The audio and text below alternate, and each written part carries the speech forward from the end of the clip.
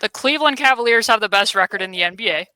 They have the best offense in the NBA. They had won 12 straight games, and they were also 20-1 at home. Meanwhile, the Pacers fell behind 10-0 right out of the gate. They were down by 13 points at halftime. Pascal Siakam started 2 of 11 from the field, and Tyrese Halliburton was ruled out for the second half with hamstring tightness. There was no reason that the Pacers should win this basketball game, and there were very few ways that they were going to win this basketball game. And yet, now they're the hottest team in the Eastern Conference. They've won 6 straight games for the first time this season. And not by doing it in the way of last season's team, which I coined as hot girl basketball when they were outscoring opponents, but rather by holding Cleveland to under 100 points for the first time this season. Here to discuss everything from the lack of shot making for the Cavs to the ongoing trend of improved defense for the Pacers is a sleeveless version of Samson Folk. Samson, please explain your choice of attire. The sleeves are off, baby. I wonder if perhaps this is no longer hot girl basketball, but perhaps this is the rise of the hot boys. I said last podcast that we did, because the Pacers were in the throes of mediocrity. I said That's putting it they'd, mildly. yeah. I said they'd have to play better if they wanted to get my clothes off, because Matt Bonner and Blake Murphy were commenting on my sleeveless podcasting. And I'm very glad to have, this is one of the sleeveliest of my sleeveless shirts. And that speaks to the Pacers having the second longest win streak in the NBA right now, beating the Cavs and doing so. I don't actually want to coin hot boy basketball. I don't want the gender wars on this thing, but they've been playing fun, great basketball. I've written about it a little bit. You've written about it a lot. Awesome game last night. It's just, for anybody who doesn't know, this is an introduction. I'm a beat writer for the Toronto Raptors. It's bad over there. It's not good over there. So I'm very glad this is like a reprieve to come in and watch good basketball with the Pacers. Should we start with the good stuff? Is that where you want to go? Because second half, the Pacers outscored the Cleveland Cavaliers 68-40. The Cavs also commit 8 turnovers. They shoot 2 of 17 from 3. To me, I wrote a piece kind of extended about why and for what reasons I felt like the defense had been improving for the Pacers roughly since the 4-day break that they had in the in-season tournament. And this to me felt like kind of all of those things combining into one. So what did you observe about the defense specifically in the second half? So I think you might have this play. And I like when I preempt a play, because we don't talk about this beforehand. I like when I preempt a play and it turns out you have it. But when Nemby goes around the screen, Jarus switches out on it, and then Nemby has to chase Dean Wade on the flare. And Garland drives left around the screen that's coming up, and then Nemby makes that next rotation, getting in front of Garland. And then Jarus filters out and creates cuts the distance half and half between himself and the corner man. Garland tries to get it to Wade, who had filtered the corner. Jarus puts it up like he's setting a volleyball. They get the ball. They run out. Jarus is not like really known for being like the most connected defender in this defense. He had a great game last night for what it's worth, but Nemby's return, which has been like a hot topic, how he's helped transform their defense, what he's allowed them to do, a lot of the principles that you talked about that relies less on just like guard your yard, but actually playing like with that connected style, playing on a string. Those two guys kind of being able to enact that against Garland and Wade and this Cavs team, which is fantastic. To me, I was like, oh, they're in it. There's a whole bunch of hustle stuff that happened in the third quarter for them to actually take in crazy succession. But that play to me was kind of everything. I thought it was very impressive. That was the possession of the game, I felt. That was the first one that I clipped last night. I took a note. I never take notes when the game is on, and I took a note. And I was like, that timestamp, I need that clip. Because I had a sentence in the article where I was like, there's a coalescing of a hive mind here that was very much missing for quite some time. And that was kind of the beacon of it. So I have a compilation of what I feel like were some of the best defensive moments from the game, and also that speak to some of what the changes have been for the Pacers that I'll go ahead and show you. That clip will come up, but not to I'll the very say quickly end. too. Yeah. We're the hive mind podcasters along with the team. There's coalescing. synergy everywhere. Yes, percolating. We're only here Percolating. once a month, and yet somehow we manage to gel. But if you look here, this is Pascal Siakam. Look where he's standing, despite the fact that he was guarding at the time. He was on Max Oh Strus, yes. but he ends up switching as the low man and letting Benedict Mathurin take, I believe that's a Coro there. But the Pacers, for the most part, all season have been playing their bigs pretty high. They prefer the bigs to be up to a touch as much as they can. But this is why Pascal Siakam, if you look at cleaning the glass, if you look at any of the numbers for the Pacers, this is why the defense has been significantly better when Pascal's on the floor, because they almost always have him as a shadow presence behind the pick and roll where they're using him as a roamer off of whoever they think is going to be the lowest usage wing, or, you know, the lowest usage threat on the floor at the time. So because he's able to do that, one way that the Cavs countered is you're going to see that Max Strus and a lot of guys started cutting corner to corner against Siakam. And yet, you know, he recognizes that and is able to get out with a fairly long closeout. Max Strus is capable of making that shot, but that's going to be a common trend here, where there are some shots that the Cavs are going to miss that they're capable of making. But Jarace, and what I felt was his best overall game, also scoops up the rebound there. So to give some people some numbers, last year the Pacers ranked 28th in points per chance allowed defending the pick and roll. This year they're at 15th, and when Siakam's on the floor, they're only allowing 0.917 points per chance out of the pick and roll, which was the equivalent of the eighth best mark there. And it's not because he's often defending within the pick and roll. It's because he's doing things like that. So I'll take a pause before we get to the next clip and kind of let you reflect on like how much his role has changed since he was traded from Toronto in terms of what he's being asked to do within the defense, and why I feel like this is a really strong fit for him given what point he is in his career now. Yeah. This is a really strong melding of the things that he was able to keep doing as he lost a step defensively. And I know people are resistant when I say that, but like keep in mind I was covering Pascal when he for stretches could claim to be like maybe top 5, but close to a top 10 defender in the NBA. Is like the effort waxes and wanes more often, the attention to detail, sometimes it comes and goes. Like he was late on that Strus possession. Yeah. Like he didn't realize it.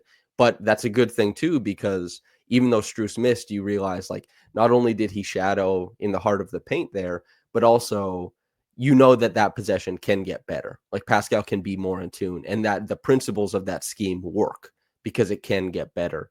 And being able to play low is something he didn't do a lot of on the Raptors towards the end of his tenure. The Raptors wanted Scottie to be the low man. They asked Pascal to do a lot of chasing. He would even guard like Luke Kennard and players like that, chasing out beyond screens. And so what the Pacers have done is like place him in stronger positions on the floor, which utilize his size and relative quickness for the position, relative smarts for the position. And he's basically just like this little buffer in so many different places, a little guardrail to help the Pacers keep teams away from the rim and keep teams away from getting like as deep as possible and make them move on to the secondary options in a lot of their primary actions. Like that is intelligent coaching, that's intelligent design, and that's like credit to Pascal for stepping in and being able to do so. It's good. I'm very happy with it. And I think everything you said there is the way I would assess it as well, because it's been an adjustment from both sides. Mm-hmm. Because the Pacers didn't arrive at this right away. Like they toyed around with what his role was quite a bit leading up to the All-Star break and after, until they got to the playoffs. There was games where it was like, oh, maybe he can be, you know, really imposing at the point of attack. Let's try him against Devin Booker. Oh, we don't really like that. Maybe he can defend at the 5 and do a lot of switching. And it's like, oh no, maybe we'll just let Obi do that and play him more at the 4. And then, you know, let's try him against some top wing threats. No, like he's too important offensively for us to be heaping that much more weight and burden on him night in and night out. So they ended up landing on this. People would have remembered they did some of this against New York in the playoffs, but I give Pascal credit too, because it was a very different defensive scheme that he came over from, you know, especially under Nick Nurse, different from what he was doing with Darko to what he was doing with the Pacers. The Pacers have since changed their scheme somewhat, and I think he's gotten better at toying with angles and using that to compensate for, I mean, I do agree with you. I do think he's lost a step in a lot of situations defensively, but he's doing a better job of compensating for it. So kind of wanted to highlight the way that Siakam was shadowing and some of those pick and rolls early, even in the first half as well.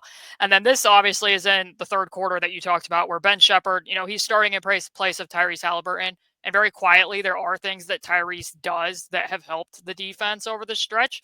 Number one, he's barely turning the ball over. And when you don't turn the ball over, the Pacers defense is much better on a points per chance setting. you can pressure the ball more, you make more shots, you don't have to, you get a better chance to set your defense. And also because the Pacers are doing more help, that's letting some of the things that Tyrese actually does well shine a little bit more. You're seeing more of the block 3-pointers. You're seeing more of him sticking his arms in passing lanes and flying around a little bit more than what you would have seen in the early portion of the season last year. That being said, just before halftime, the Cavs were putting Tyrese into action quite a bit. They were running a lot of, flat pick and rolls that were forcing Tyrese and Nembhard to have to try to navigate some of that hunting. When it's Ben Shepherd and Nembhard at the top of the defense, you're not as worried about that, and the Cavs didn't go to it as much. Obviously, Ben Shepherd, a lot of hustle out at the point of attack to be providing pressure and having them get deeper down into the clock. And then this is a situation where you do see, some of that peel switching where Pascal can put a lot of length on Garland. And then that synergy between Miles and Pascal as well, where now it's like, okay, well, Pascal's beat. Now Miles can step up there and Pascal can peel back over to Jarrett Allen and get that block. So just a lot of good stuff in the third quarter. That's more pressure from TJ doing TJ things for OB to get the dunk. And then pretty soon we're going to see the possession that you mentioned, which I felt was the best defensive possession of the game, where Nembhard's applying that full court pressure. And pretty soon we're going to see, Jarus is going to step up after he gets beat. And then Nembhard is going to have to navigate that flare screen against Dean Wade. And now Nembhard, that's like an insane rotation. Yeah. He is so high field to be able to go from navigating that flare screen to then jump switching back onto the ball and communicating that for Jarus's then ridiculous hand-eye coordination and how quick and his cat-like reflexes with his hands are. That's like a perfect possession, in my opinion. So I'll go and get the quote I wrote for anybody who should be subscribed over at the Basketball She Wrote Patreon. But it was about like Nembhard, his type of defense, how it changes what the Pacers are able to do. But we're talking about, or I was writing about like what you touched on, the increased frequency of peel switching and nexting and all that kind of stuff. But it's that, to add on to that, these defensive principles work much better when the defender can inflict a bit of panic into the ball handler. It's not just that a guy is like, okay, I'm peeling off my man because I lost it. It's like, well, add a little bit of intensity and like, franticness to the ball handler and then peel off. So the guy who's jumping him can really jump him. And then also adding that, like, not only do the Pacers need that help from off-ball players, but Nembhard helps on ball, applying that urgency before he leaps off of it. Not to mention, he's been pretty slick making the transition in the opposite way as well. That is literally everything that just happened on that play. Is like Nemby being able to stick in places that he shouldn't, switching seamlessly off ball, and then switching seamlessly back onto it, like making ball handlers feel frantic and panicked, and then being also the guy who jumps back into him in the same possession. And then Jarus, like a really good job of filtering into the in-between, and then boom, getting his arms, his big body in the way. Like, whew, defense. Good defense is really something to watch. That was a gnarly play of basketball. Yeah, because I mean, for people that don't regularly watch the Pacers, at the end of their, the season when they drafted Jarus, when they were in the throes of a rebuild, they were doing quite a bit of peel switching that year. They were doing nexting. Nembhard was a key factor of that. And at the end of the year, they decided, like, we want to go away from this. You know that firsthand because you asked Rick a question about it in Toronto. And it turned out that they went to, very extreme measures with that, in part because they wanted to teach better on-ball habits, but also because they felt like they were overzealous with the low man and they thought that limiting the 3-point line was going to be a better form of the defense in addition to that as well. But now you're kind of seeing a melding of the two, where now they're working it back in. It wasn't that peel switching was totally gone last year. It was there, just very minimally, only in like emergency situations. Now it's here and it's much more prevalent and it's much more potent because you do have, Siakam's lateral size. You do have Nembhard. You do have, last night, Jarace Walker was a key part of this as well, which isn't, normally necessarily a thing, but I felt like his off-ball defense was quite good last night. But what you're saying there is typically like they don't do a lot of jump switching when Nembhard's the on-ball defender. You won't see that often. Like what you just saw here, like normally if they're going to be in a next, it's like, okay, that's because Tyrese or Benedict Mathurin's at the point of attack and they feel like they need that extra wall at the nail. Typically Nembhard is the player who's like, oh, I'm doing this on feel and instinct and I'm jumping in here, or Pascal is. So to see him do both sides of that in one single possession, to quote Tyrese Halliburton, he's defending at an all-league level, and you can put that in writing. Like that's a pretty good summary of that. But so also, do you want to move on to Jarus, or do you want to move on to how the Cavs countered for some of this? because I have a lot of Jarus commentary from this game as well. Sure, let's do Jarus. Because the one thing about Jarus is when you and I did all of the playoff videos, Jarus wasn't really in the rotation, so we never really got to talk about him. When we did the 2 podcasts this year, when the Pacers played up in Toronto, Jarus didn't have his best games, wasn't really heavily involved. Last night, I felt like statistically, this was not Jarus's best game. If you just look at the numbers, he had 8 points, he knocked down 2 threes, he had a 45 cut for a dunk from TJ, but he did lead the team in rebounding. He had 2 assists, 2 steals, 1 block, plus 21 and 21 minutes played. So Jarus, I felt, like I said, when I was doing some, I don't know if you did much pre-draft on Jarus. Obviously, he was projected to go higher than what the Raptors took Grady at. But I was really bullish on his off-ball defensive instincts at Houston. And then after the fact, I kind of readjusted how I look at some of that because I was like, Houston ran this hyper aggressive, pre-rotating scheme, and that kind of forced Jarus to have to be proactive. Last year as a rookie, which when we just described that scheme, when you're being very conservative with the low man, it was a major adjustment for Jarus coming into that. Also, there's times with Jarus as an individual where he can be very casual. And sometimes that leads to casual dominance, and sometimes it leads to like the Pacers wanting him to play with a higher motor. I felt like he found the right balance last night where he was playing with a higher motor, playing to the point of exhaustion, also doing it while still staying in control and not getting overshooting passing lanes and gambling. So like here, Garland gets down the middle of that set. He steps over and stops that. Tyrese flyby closeout. Jarus stops that drive. That's another open 3 for the Cavs, but he does get the rebound and is able to secure it. We already saw the possession where they appeal switch between Jarus and Nembhard, but this is another one where you can have Jarus coming over very heavily at the nail, and his hands are so quick that he's able to dig down, and then Nembhard's been able to get on the floor, which that's very representative of how much more palpable the energy has been for the defense overall since the 4-day break. And then also offensively, this is one of his more patient games in that regard too. Like seeing him actually use his upper body and his shoulder to back somebody down in the post and then throw that, bullet shuffle pass. He had a touch pass and transition at one point in this game too. But my favorite possession of his offensively, which we've seen a couple times of late, is he's actually done a little bit more out of the pick and roll. And again, you're seeing him use his upper body. He has huge shoulders. He's walling off Donovan Mitchell and then throwing that pass, keeping his eyes up to Thomas Bryant. He did this the other night against Chicago too, just a pick and roll with Enrique Freeman, able to use that hostage dribble around the Gortat and then get all the way to the rim. Because that's something that you and I talked about, right, too, that like sometimes he tiptoes. Like he doesn't use the soles of his feet, but if he can use his upper body, that compensates for it somewhat. That dig in, really great because, and again, I'm coming from Toronto. Toronto had some of the most extreme help principles of any team in the past, 5-10 years of basketball when they were running at the peak of the Nick Nurse stuff, and having those big wings like Pascal, Scotty, and OG dig in was really what saved them as far as keeping teams out of the paint and as far as directing teams away from stuff and being able to play catch up. And Jarus has that size and that functional size, especially when we talk about, playing on the tiptoes and not being able to implement force in some of the more physical realms. It's true. And some players never get around that. Maybe he does, maybe he doesn't. But there's a lot of ways to impact with your size passively.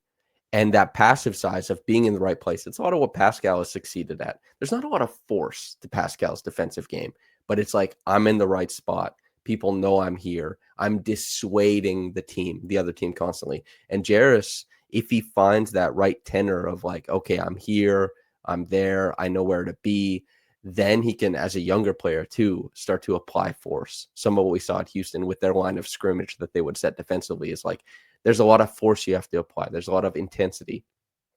He's done a really good job of realizing, especially last night, of okay, understanding where I am on the floor, understanding the role I play on this defense. And that allows him to play not only, effective defense for himself, but in unison with the other guys on the team. And that's a lot of what the Pacers are doing is playing not just for yourself defensively, but in unison with the rest of what's going on. Because the personnel didn't change except for Nembhard. And while Nembhard deserves a ton of credit, and I said he fixed the Pacers, a little bit in jest, it's a lot of the same guys. who are just playing a little bit better, a little bit tighter, and understanding everybody's weaknesses and strengths. And seeing Jarace like find his footing in that, I don't know if it lasts forever, but it certainly lasted last night, which was, I think that was outside of like, actually it's better to me seeing that than seeing Jarace hit like 2 pull-up triples and get to 15 points in really short order. Like last night, I thought was probably the best game I've seen Jarace play. And again, I'm not watching every game like you, but I'm seeing probably like 60% of the Pacers games in the last like year and a half. That was maybe the best one I've seen from him. Because these are the most important things, because this is the hole that he fills. Like, Yep. this is what they didn't have. So this is the things that you needed to see him development wise. And in some respects, I think that the Cavs probably present a good option for him, as did he had a standout game against the Pistons because he was guarding some against Cade at the point of attack. And for as many positive strides as Cade has made, and I've been pretty positive Cade over the last, year and a half, he's still turnover prone. So to see, Cade's handle versus Jarace's quick hands, that's a good matchup for Jarace. And this game, the one thing that the Pacers are the weakest at defending, the Cavs don't really have. Like, there's Yep. not some big wing threat. So Jarace got to do some of the things that I was hopeful that he would develop into and being, with some of, the off-ball recognition and being able to use that size, as you said, in similar ways to what the Pacers are having I've Pascal seen do that. at times. The Raptors, even when they were a worse team, when they had OG, they would beat the Cavs because they were able to inflict that like physicality and that dominance on the wing. And Jarace being able to like slide in, and OG would always have huge rebounding games against the Cavs as well. Jarace, I went and counted all of his rebounds because I want to see how many were contested. It was only 2 of the 12 defensive, well, 2 of the 10 defensive rebounds I thought were contested. And obviously the big bad outs were the 2 that he did on offense, just like going up and trying to slap the ball out to another guy. That's not like elite numbers, but going after it, getting the ball, allowing the Pacers to start offense, and then sprinting down to get set up, just like played really well and intentionally in the team concept. And yeah, just credit to Jarace for implementing himself, comporting himself in that way. Did you notice on some of the rebounds? This is something that I talked about Clearback during preseason and his rookie year, because similarly to how he can be up on his tiptoes, I feel like his hands, in part because of what his strengths are defensively, are always very flexed. So when the rebound goes up, he's not always ready to grab it. And I feel like that's sometimes like why he doesn't fully grip it. It's like his hands aren't activating at the same, if that makes sense. I don't Soft know if there's an hands. athletic term for this. Maybe there is Um, in rock climbing, but I feel like I there think should we be. talked about this, right? It's like your contact reaction. Because in rock Yeah. climbing is like you have all of your weight pulling you down, and then sometimes it's like overhung by like 55 degrees. So as soon as you make contact with like a rock, your hand has to like immediately lock in and tract on it. And that's also for rebounding. These are like the very subtle skills that a lot of elite rebounders have. Is like, yes, we've talked, or the media has talked about, oh, they track the ball off the rim. Dennis Rodman seeing 10,000 shots, watching how it reacts. But there's also like little micro skills of like, how does your hand react? How quickly does your like hand react when something touches it? That kind of stuff is good for rebounders.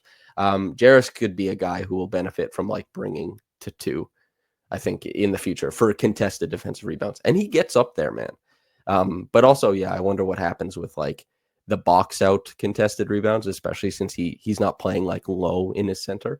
But I don't mean to be down. Like, hell yeah to No. Jarace. Great game. No, because like I said, just the hostage dribble alone. Like, there was times in summer league on a very, very turnover prone team, even by summer league standards, where Jarus was having to do a lot of the point Jarus stuff, and his handle wasn't getting him very far from point A to point B. So the ability to use his upper body more, I felt, especially against this Cavs defense, was a standout moment as well. That being said, I did throw up there, which I didn't actually show at the end, like, not to be a downer, but to flow into my next topic. This is a valid point to make, where he is chasing Yeah. Sam Merrill through that screening action, and then Thomas Bryant's too far back. Sam Merrill ends up missing that shot. He missed some other open shots.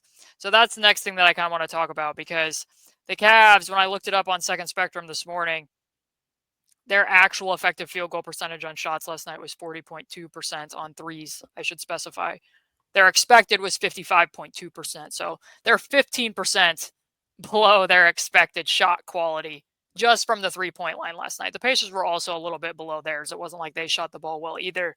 But 2 of 17 from 3 in the second half. This is something that's been a continuing trend throughout the upswing for the Pacers at this point in time.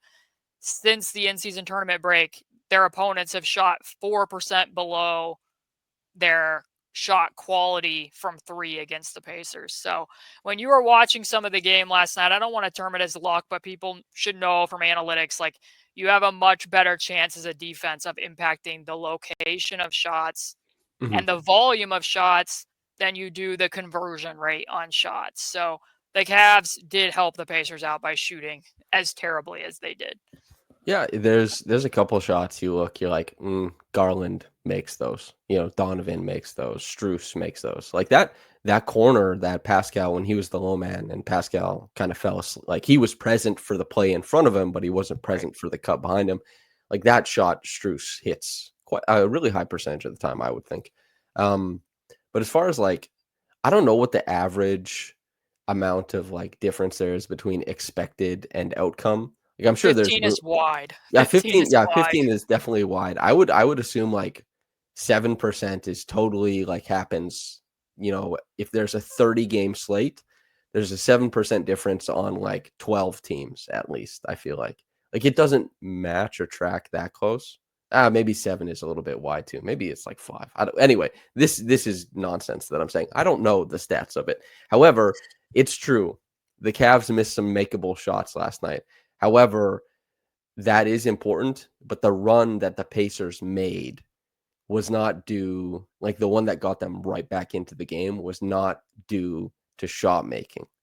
It was due to all the in-between games. It was pickpocketing. It was high pickup points. It was getting in passing lanes. It was drawing offensive fouls. And it was not even letting the Cavs get to a shot. And yes, it matters that the Cavs miss shots, but you play who's in front of you. You play the game that's in front of you. And these types of like hustle plays, the types of defensive rotations that the Pacers are making, you don't want to fret too much about it now and be like, well, the Cavs didn't hit shots. It's like, well, the Pacers haven't lost this year yet. And like, yeah, teams aren't shooting that great, but they've also been on an upswing prior. And they're doing things that hopefully you can believe in when teams do shoot well and make tough shots over top of them. All you can really hope for, as you said, is to inform volume and difficulty and just see the percentages fall where they may. That's all you can do is inform volume and frequency. Well, those are two same things. You get what I'm saying. They did a good job. And sometimes you make shots, sometimes you don't. The Cavs could have been more in this game so that like maybe the starters are finishing the game instead of out with 2 minutes left. But Pacers did a damn fine job. You make shots, it hurts, but you miss shots, it doesn't. I don't know. That's the game. Yeah, I mean, I certainly don't think it was all luckiness by any stretch, and it doesn't make me lower on what I've seen as the improvements of the defense as a whole in any sort of way. But what I will say is some of the things that Kenny Atkinson has done with this Cavs roster should have probably worked against the aggressive things that the Pacers have been doing defensively. And they didn't necessarily work in part because they weren't making shots. Kind of like, it's a clever, heady move by Max Strus to cut corner to corner. Yep. If you're going to play your big hire and Siakam's going to be playing goalie, that puts a lot of stress on who the tagger's actually going to be. Likewise. Oh, Mathurin had a couple that he missed and like they didn't pay for it. And like the Cavs spacing in trying to split the difference between one guy guarding two. Like the Cavs weren't always super efficient, and you probably don't have a clip of it because it's just a small, stupid play. But like, yeah, they weren't always perfect in how they played around. They missed some shots too, but again, putting a team in a different situation and like the defense putting the pressure on the offense to react appropriately is not always a bad thing. And you have to toggle that correctly, is reacting to offense, but also like putting the onus on them to make cuts, So the main thing that Cleveland was doing to account for the fact of the things that we complimented the Pacers on, how aggressive Jarus was at the nail, some of the nexting, some of the peel switching to put, a higher wall against Donovan Mitchell and against Darius Garland in their ability to get downhill. This is something that I noticed clear back in preseason Memphis is the main team that I first saw doing this, and then Cleveland has also, I would say these are the most two frequent teams in running this specific cutting scheme in and around the pick and roll specifically, or sometimes just out of zoom action, sometimes just out of isolations at the top of the key. Really, anytime that the ball is moving towards the loaded side of the court, and what I mean by that is the side of the court with two players, so where there's a corner filled and a wing player filled. The Pacers here in this preseason game, James Wiseman playing, they wanted him up to a touch. He's a little bit lower. Nembhard, therefore, is clear over at the nail, potentially going to be in a next off-ball stunt. Matherin's chasing over in rear view pursuit. What you can see is the player in the corner cut from the corner to the dunker spot. Then that player from the wing drifts into the corner. That's going to be an incredibly long rotation for Andrew Nembhard to be able to get back to the shooter in the corner. I was like, I wonder how much they'll do that when the Pacers went to Memphis. And this was the game where Andrew Nembhard, first game back, they scored 45 points in the first quarter. The Pacers end up losing this game. You're going to see those same cuts again. See the corner guy going behind Jarace with the wing player drifting there behind Quentin Jackson. Jarace loses track of that corner cutter. This is another one where here's where it worked better because Brandon Clark was the screener. Miles Turner effectively just was like, you know what? We're not covering this cutting scheme very well. I'm just going to play a one-man zone. I don't have to worry about Brandon Clark as a shooter. So he's clear back in the paint, which allows him to then absorb that corner to dunker cut so that Tyrese can be the player from the corner covering the shooter rather than Ben having to go and drift all the way to the corner like what Andrew had to do. That was a little bit more effective, but you can't do that against every big who's the screener. So as I mentioned, Cleveland does this exact same thing that Memphis does very frequently. They really like the slide cut from the corner to the dunker spot to punish aggressive nail help. So there's Jarace very aggressively at the nail. You can see, I think that's a Coro cutting from the corner to the dunker, and then Dean Wade drifting out. Jarace has a very long wingspan, and obviously Pascal has quite a bit of length, so that allows you to cover for it a little bit better. But also the Cavs were not shooting the ball particularly well. And against some of the players that the Cavs were playing, like I should have mentioned up at the top, I found it very interesting that the Cavs managed to win minutes in the first half when both Evan Mobley and Jarrett Allen were not in the game, and they were playing Dean Wade at the 5. If you're playing Dean Wade and George Niang at the 5, you can't exactly be playing Miles Turner in a one-man zone. So again, Obi very aggressively at the nail. There's the corner to dunker. In that case, Obi goes with the shooter, and then you're opening up the driving lane for Darius Garland to be able to get downhill. But to Jarace's credit, he kind of doubled back off of the cut, and then Miles was able to cover it up. But this was repeated, many times throughout the game where that exact cutting scheme, either the ball handler was getting downhill or the guy drifting into the corner is getting, a semi-contested shot, because it is really hard for that player at the nail to be able to do both of those things and be there. At the very least, even if you're not getting an open shot, you're creating an attacking opportunity against a rotating defense for the offense when you do this, like what Cleveland does. Although Jarace's hands were great there on that particular possession as well. Well, that's the thing then too. Ben Shepherd, you can see, similar to Jarace against Memphis, loses that cutter. That was one of the few times where they completely lost the corner to dunker cutter. So that was the counter that the Cavs clearly they saw probably over these last few weeks. Hey, the Pacers are doing more nexting. Hey, they're doing more off-ball stunting. They're showing a lot more help overall. We already love these slide cuts as they are. This should punish this. But on this given night, it didn't, in part because they were shooting the ball so poorly. I think that the Pacers did a really good job. And here's the thing too, the Cavs didn't play to their full potential because this is the best offense in basketball. It's an offense that succeeds whether Darius is on the floor without Donovan, whether Donovan is on the floor without Darius. They're a really tremendous team. They were healthy, and the Pacers held them to 93 points. That outcome was an absurdity almost. That's really, really, really high level for the Pacers who have been improving by leaps and bounds defensively, but are not that elite team. It was a little friendlier than what they got. But what the Pacers do is with that length, with Jarace back there, with Pascal back there, Pascal, they didn't credit him with a block on that missed Allen dunk. They credited him with a block when the Cavs were running that okay, we're going to try and space them out instead. And he had to step out on Donovan Mitchell, and he gets that swipe down. Jarace gets that swipe down. The Pacers, yes, they were put in tough positions, but in that game against the Cavs, they kept themselves in it to try and play make defensively. And that doesn't always work.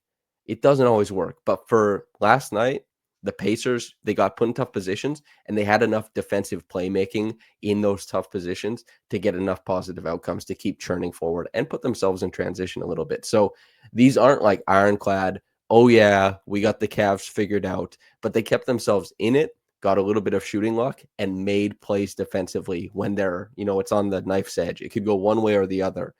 That's a lot of basketball, is like making the play once you're there. You can be in a tough spot. Jarace walling guys off and like pinning it off the glass. Pascal doing that to Garland as well. Like those things, you need those plays made because you don't always have the fix. Like the NBA, in the same way that they were like, okay, you're going to split the difference. You're going to zone up the weak side. And that worked really well for a long time. It was a great way to make sure that you could cover the pass that LeBron was breaking NBA defenses with, right? That skip either side. And now it's shifting. And now you have to figure out how to like split the difference without just one guy, but it's like 2 versus 3 and it's moving together. They'll get better at it. The NBA will get better at that as it goes forward. There'll be counters that the NBA finds writ large. But for now, like, yeah, the Cavs figured something out. I don't know if they play again this season, if we'll see this manifest, but I'm very interested to watch for They this. play again tomorrow. Oh, at Indy. This is a mini series. I'm excited. Oh yeah, you told me that. Oh, that's funny. Yeah, that's in part why I wanted to bring it up. So actually, a good segue. If they are doing this again, and if they are making those shots at the wing, and you are the Pacers after the Cavs have seen this, and clearly they were responding in real time because they were trying to attack the nail help defender in game, and let's say they're better at attacking it, what would you do if you're the Pacers? So, do you think that the Cavs want to play less of Mobley and Allen? Probably, probably not. I think that the only reason that really happened in this game is because Jarrett took that shot to the face, and he was out for a little bit of extended period of time. Unless, sorry to interrupt, they did go +7 in the 6 minutes without either of them out there, and they played a little bit of zone during that stretch. With the Pacers have been somewhat feast or famine, although more on the upswing against zone than they were when they gave cut from Obi against the zone last night. When they gave up the 19-point lead to the Bucks, they incorporated new zone busters that have been working fairly decently for them. But the Pacers did get in the mud a little bit in the second quarter because they weren't playing Pascal against those smaller lineups because Pascal had played a significant stretch and Miles was in. Miles did get one shot against a switch, but continue. So I like Miles dropping out of it. Miles, like if Mobley's the screener, if Jarrett Allen's the screener, you like playing Miles all the way back. I do, yes. And also, like, I understand Mobley shooting like 43, 44% from downtown, but it's on less than 3 attempts per game. Like, there is something to asking Mobley, like, hey, we want you to, this was, a lot of teams do this. Of course, this happens at the playoffs as a lot. Is like, let's see 7 from you. Are you comfortable taking it there? And are the Cavs comfortable with one of the two options of like, we play Mobley and Allen less, one of the two or both, and because we saw that +7 and we're going away functionally from a lot of what our team is identity wise? Or are we kind of breaking apart the offense to be like, we need the pick and pop to kill, the Pacers? It's like, I like the Pacers reacting and being like, we're going to sit really conservative here and see what your decision is. And if Evan Mobley goes like 5 for 9 from 3, c'est la vie. I think I like that as a response. It shows, it's a little bit of it shows strength. It's confidence. I like it, No, that's what adjustment I think I would go to as well, because I think that's the thing that I would most be willing to tip my hat to and be like, I lost on Evan Mobley making 5 3-pointers. Mm-hmm. Like, and that's not me trying to, diminish what Evan Mobley's strides have been this year. Just I would probably play Miles back because I just think that rotation is so hard. And also at the same time, I wouldn't want to remove the nail help. Yes. I think that they were too successful with that in this game. I think it's too important to try to cut off some of the driving angles for Mitchell and Garland with what the Pacers were doing to be like, oh, well, we can't do that anymore because they're making wing threes. I would rather, like I said, you can affect the location of threes and you can affect the volume of threes. And sometimes you can also affect who's taking the threes. Mm-hmm. I would rather that you're doing it with the bigs. And then if at that point the Cavs are like, okay, well, this isn't working and we will downsize then you can adjust from there. But I think that's what I would do as the Pacers as well, because I like schematically what they were doing defensively If you up force at the the nail Cavs too to much. downsize, like, win. Regardless if you Right. win, that's a win. Like, you've moved the cat. Like, Jared Allen Right. and Evan Mobley rock. They rock so hard. And maybe Pascal doesn't have the 1 for 9 second quarter. Maybe Pascal is like, okay. And I know, like, I have the notes over here.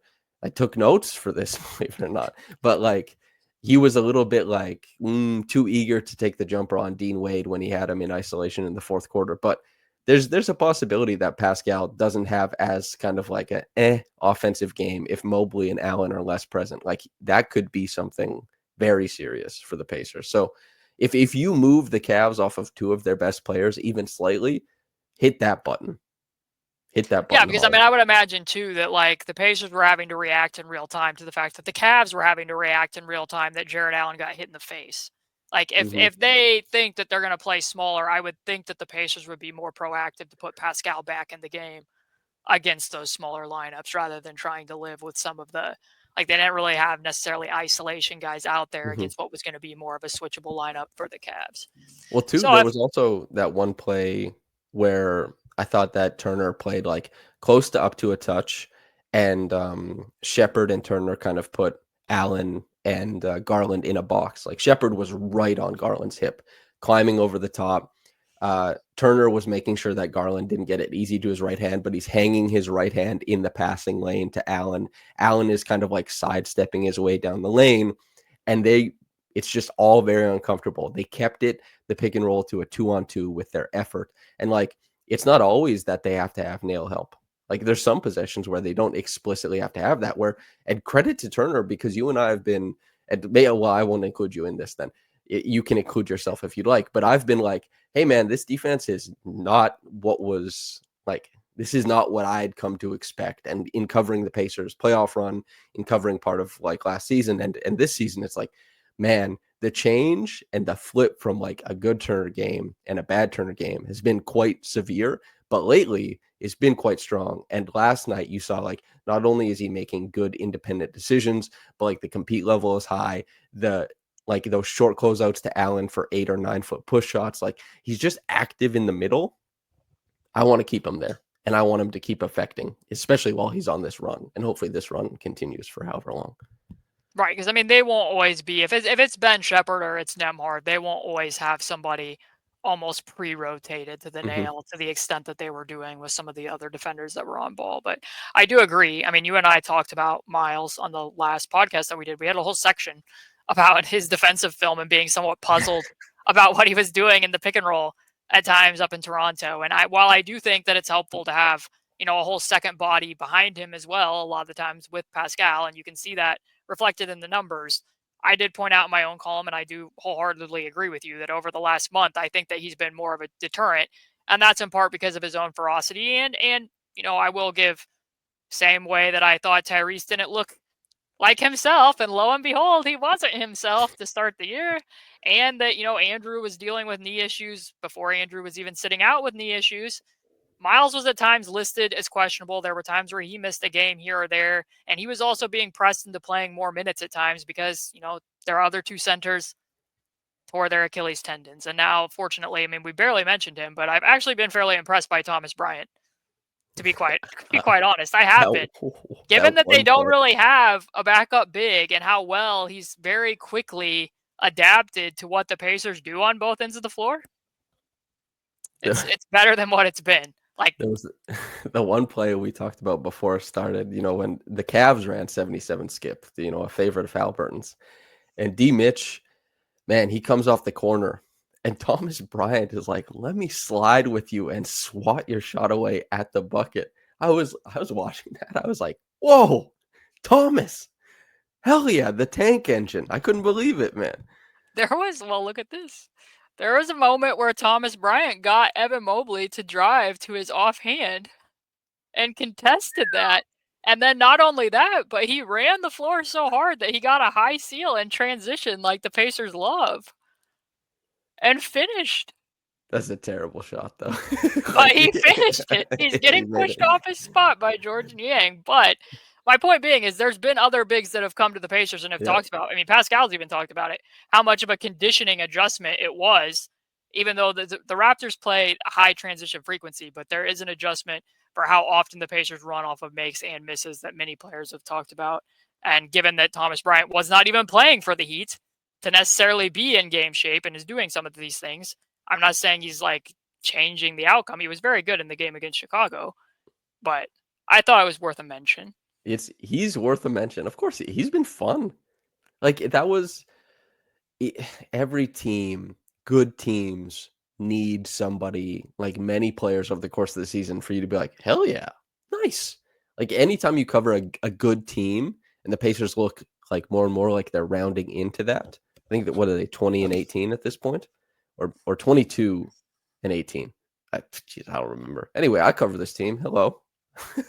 But they're rounding into a good team, and you need like lots of different guys to like step up and be interesting for like 3 weeks at a time, and then it's another guy's turn, and like, you know, maybe a guy finds like a real foothold, and maybe Thomas Bryant is playing, you know, games in May or something. I don't know, but getting these types of performances, this is the lifeblood of how you survive the doldrums of the NBA. Also, there was somebody did let me give some hope to Pacers fans.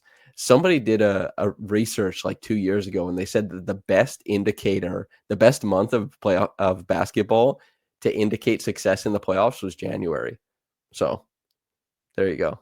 Pacers undefeated in the month of January. They'll never lose again.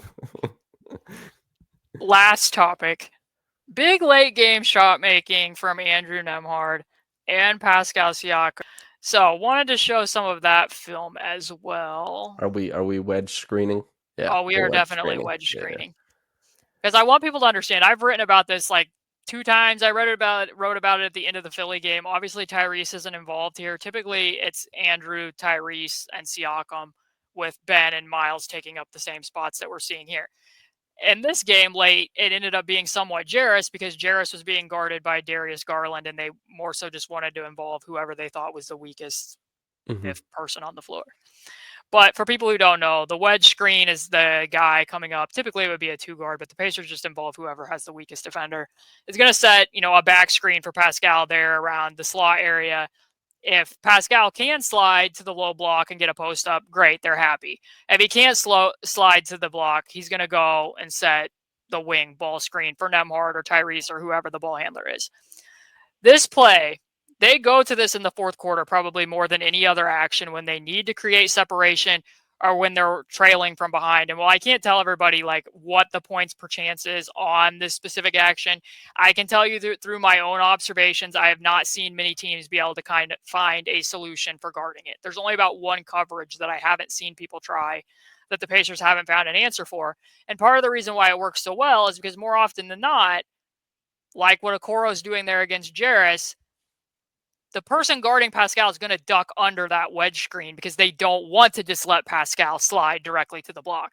And as soon as they duck under the wedge screen, they're going to be somewhat out of position to then defend the wedge roll or the pick and roll between Siakam and Nembhard. And then Nembhard's either going to be able to get downhill. In this case, Okoro's hand's very active. Good that Nembhard was able to retrieve it, but they are then getting a switch somewhere typically for Pascal at the block. In that case, it's Jarus Walker. They ran this on back-to-back possessions in this case. You know, now it's Ben being the screener because he's being guarded by Jarus Walker. That's what matchup they like. That time the Cavs are like, okay, let's not duck under it again because we just got burned on the cross screen. They tried to switch it.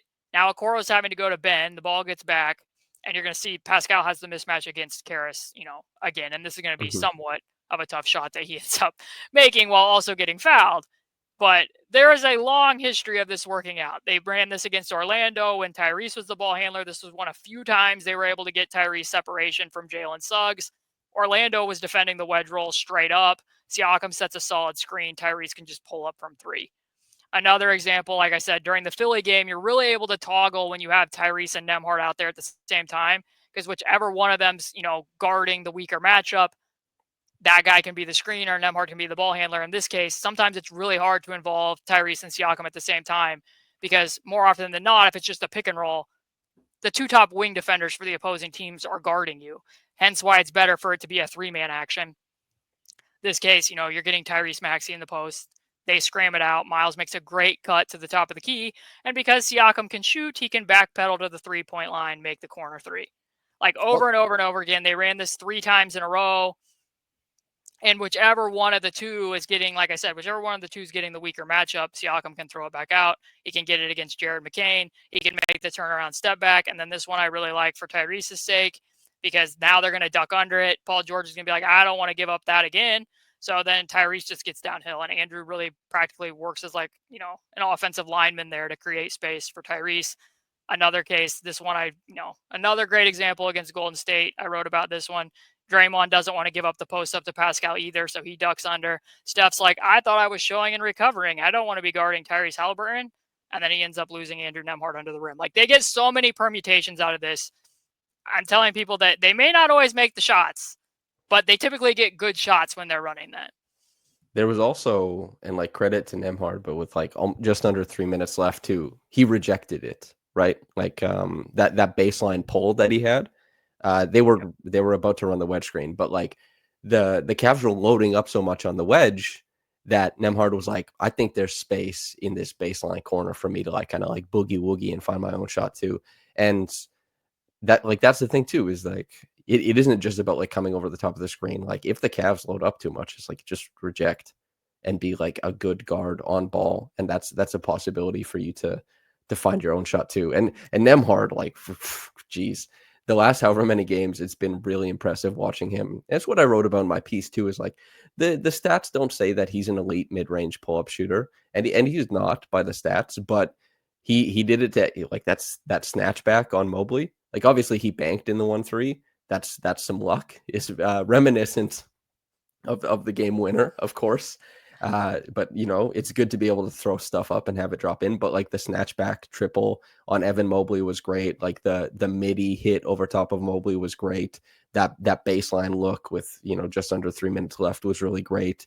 He's done it on Giannis. He's done it on Jimmy. He's done it on Jason Tatum. Like he's so comfortable in the middle of the court, and teams respond to him there. And Nembhard, he's so good working off of 2 feet. He's so comfortable in the uncomfortable spots of the game that like he's never going to be able to just like make teams hemorrhage points per possession the way that Halliburton does clinically. Halliburton sleepwalks to just mega numbers as a play initiator. But Nembhard, in like the squeaky little tough parts of the game, like rejecting the wedge screen, finding his own space, good basketball. And Pascal too, like to your point where you said that the Pacers underperformed, the Pacers were playing the Cavs with Mobley and Allen in the front court, and Pascal went 0 for 5 from 3. They shot 31% as a team. Like that will be part of the counter going forward too. Even though Pascal's 3 looked like the mechanics of it looked wonky last night, so maybe something to sort out. I guess we'll see right away since they play right away. Well, and that's the thing, because I haven't seen many teams ice this. I haven't seen many teams ice the wedge roll. And if they ice it, I'd like to see how's Pascal when he picks and pops out of that. Yep. And what do you get from there? Because that's like the one coverage I haven't really seen. But talking about Nembhard and being in uncomfortable spots, his clip, people probably, I don't know if you could have overheard it on the broadcast. Which broadcast did you watch? Cleveland's or Indiana's? Cleveland's. Yeah, I was watching Cleveland's I watched Indiana's live, and I watched Cleveland's when I rewatched it after the fact. On Cleveland's broadcast, after they had made these free throws, you could hear Rick telling Andrew C4, C4, which when I wrote the piece over the summer about Pascal and how they keep him posted, this is an action that they run all the time. So they're calling it C4 because C indicates that they want to run a chase screen or a vertical touch screen where, Pascal's going to come up out of the corner. And the 4 is in reference that they want the 4-man Pascal to be the screener. So you're going to see Pascal come set that screen for Andrew Nembhard. The Cavs switch it. So Andrew Nembhard has Mobley on him. When they get those switches, Darius Garland fronts Pascal. Karras is going to have to come over and shade to help. And then he ends up scramming Darius Garland out of it. The Pacers filter the ball over to the weak side. If they can't get that mismatch for Pascal, part of what's good about the Pacers post offense around Pascal is the end game isn't ever just only the post up. They know how to flow into the next thing. So they'll typically drop down then into this corner to wing stagger that Ben's going to run off of. They don't make contact on any of those off-ball screens. So Ben's not remotely open, and then Ben gets a little bit stagnant here because normally that player would go set the go screen to help Nemhard to be able to get downhill, but Ben just stays there. And then in the uncomfortable spots, like out of everything that you could get from this play, I would say that the last option you would want is a step back 3 in isolation from Nemhard against Evan Mobley, and yet Nemhard being a gamer Well, if knocks you it had down said anyways. there's a very infamous no dribble snatchback triple shooter on the court. His name is Darius Garland. And Nemhard was like, this is Space Jam. Put your hand on the ball. Like, I'm stealing your talent for this play. Yeah, what a shot. Onions, baby, onions. And just to harken back to last season, when Tyrese was kind of deep in the throes of his shooting slump after kind of re-injuring, or I guess re-aggravating the hamstring, they were playing Cleveland at home. They lost this game in the fourth quarter. For a large chunk of it, Pascal was being guarded by George Niang in the fourth, and I think he only attempted like one shot in a 5.5-minute stretch while he was being guarded by George Niang.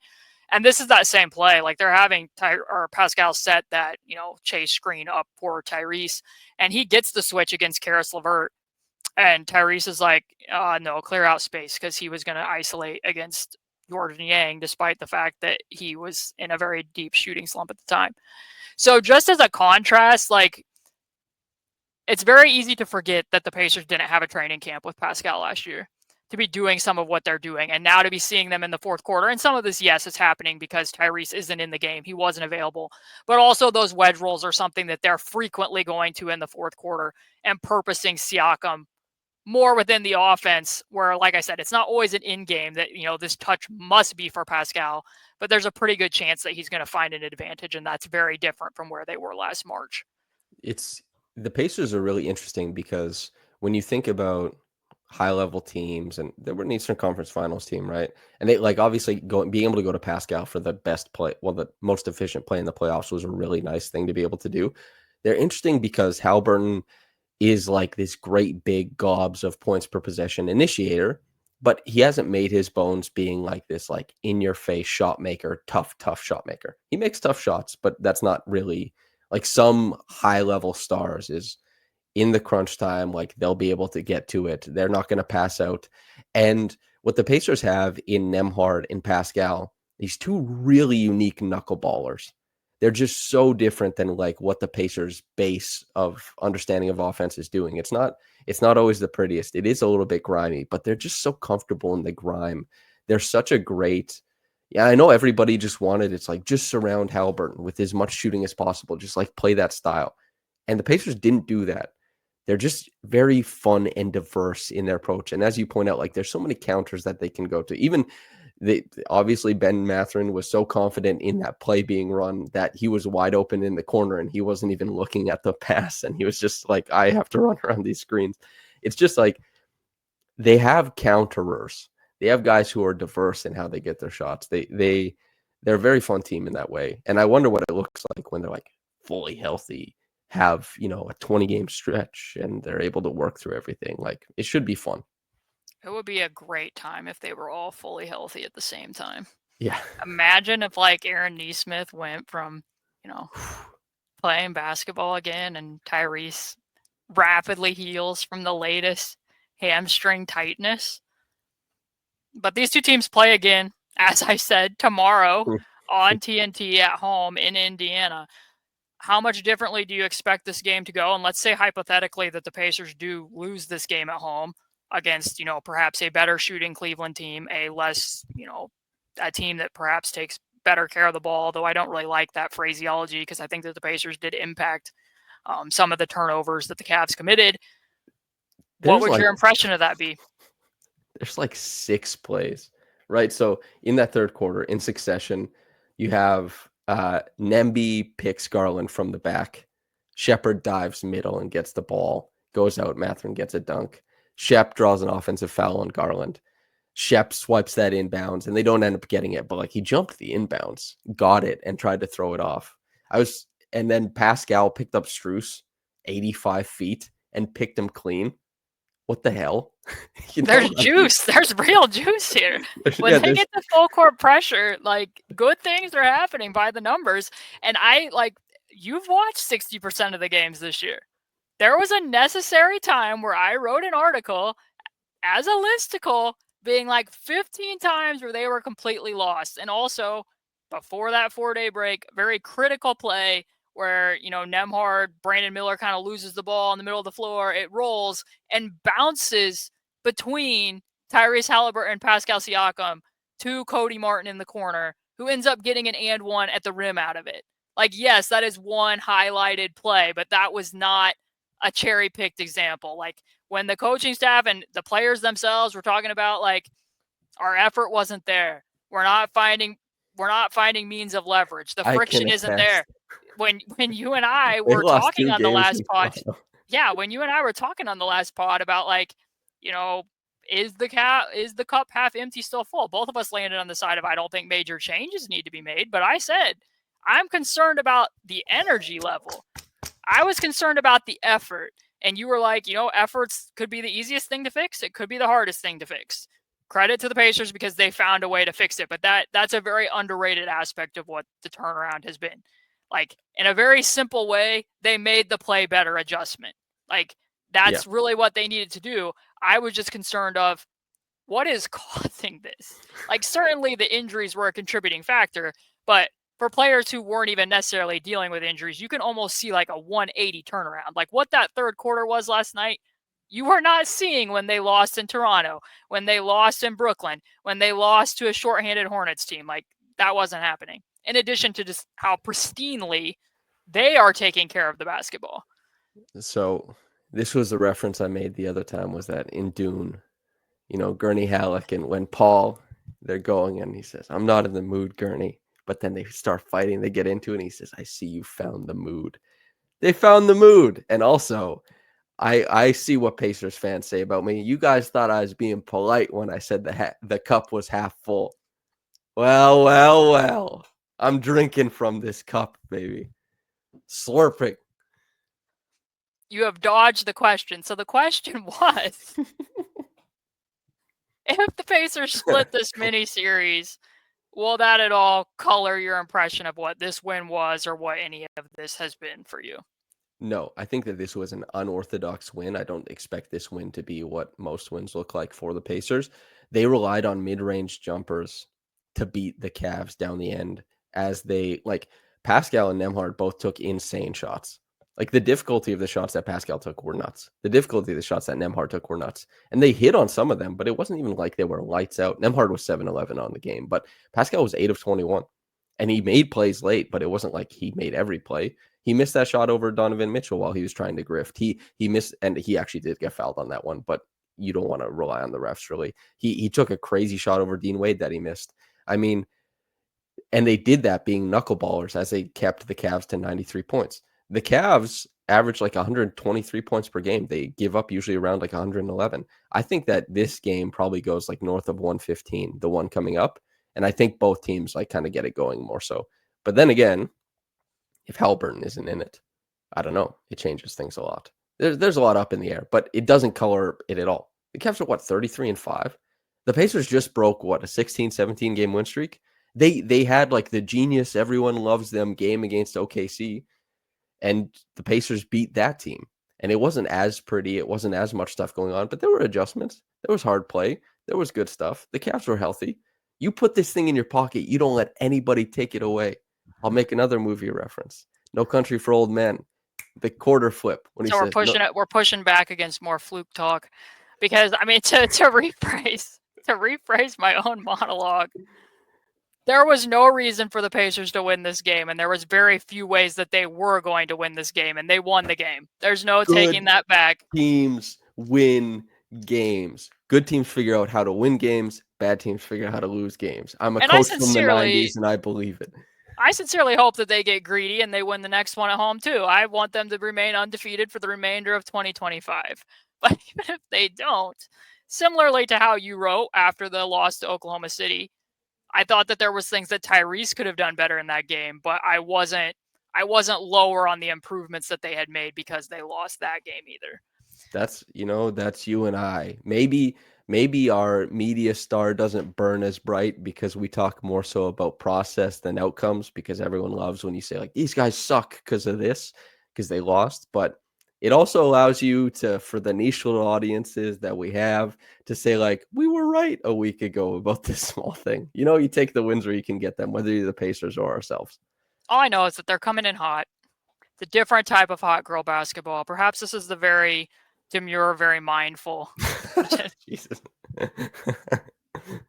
of hot girl basketball, but it is a better brand, and this is the best that they've played in terms of what their leads have been over the last 7 games, really, since this core has been together. So I think that we've covered a lot of ground here. I think that we covered what I wanted to cover from this game, unless you had other things that you wanted to cover from the game, or other things that you wanted to cover more broadly about the Pacers and what you've seen. But if not, I'll let you say whatever you want to say to close it out. If the Cavs, like if they beat the Cavs, there'll be a second podcast in January. No, I don't know. Just happy to talk Pacers with you again. Hope everyone listening had a good holiday season. Yeah, always fun to talk basketball with you. So just glad the Pacers are good. As I said at the top, it's a nice reprieve from the Raptors basketball I've been watching. 2 things that I want to say. So we would have done one of these sooner. That was probably on my end, not Samson's end. Scheduling, obviously, finding time when he doesn't have to have a game that he needs to be at the arena at and cover. But also, I was roughly sick for nearly a month. And people on Patreon know that. And I kind of wanted to just shout out and say thank you to the many people who sent me messages privately on Patreon when I let people know in last month's mailbag, like, hey, I'm sorry, this is what it is. And people were very understanding of that, and I appreciate it. Secondly, we are doing all these videos on YouTube for free, and that's how I always plan to continue doing the YouTube videos with Samson for free. But both of us, Samson is writing columns once a month, and he also helped me out while I was sick, which I appreciate. And I'm writing regularly over there, so I'm very bad at plugging myself. But if you like the things that we talk about, I think you're going to like the writing too, and that's at patreon.com/basketball she wrote. I will hammer that home as well. And say something you want to say. Caitlin is the best basketball writer in the world. To be able to pay a small fee and get access to what she writes, I think is a steal of a deal. If you want the like capitalism version, and if you want the other version, it's just like, this is a good person doing good work, and that's like a nice thing. And supporting people in this industry is really important if you can. Of course, don't put yourself out, but if you have the means, then have the means. That's very nice. If you have the means, then fork over the beans. Yeah, like, they call money beans sometimes. Maybe that works. I don't know. Anyway, yeah, glad to podcast. Subscribe to Basketball She Wrote. Thank you for what you just said. That was very nice. And thank you for everybody that took time to listen to this as soon as it gets put out later today. And also, you can subscribe to my YouTube channel. It doesn't look like the most professional YouTube channel because it's still my name with a random 4-digit number at the end of it. But I did add an actual avatar photo, and I'll probably add a background photo at some point in time. Well, yeah, make us the biggest Indiana podcast. This is what we're doing. This is an ego thing. We want to be the most popular. Well, and really, like, we're not asking for a major time commitment here. Like, this is a once a month, like the game of the month.